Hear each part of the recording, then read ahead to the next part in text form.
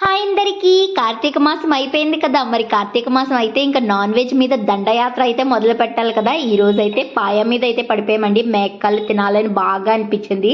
So పొద్దున్నే మా మామ వెళ్ళి మేకలు అయితే తెచ్చేసాడు. దాన్ని ఇలా కర్రీ కింద చేశాను. కొంచెం చిక్కగా చేశాను, రైస్లోకి బాగుంటుందని. అండ్ దాంట్లోకి కాంబినేషన్ రసము మేకల్ని వేసుకొని తింటే ఉంటుందండి టేస్ట్.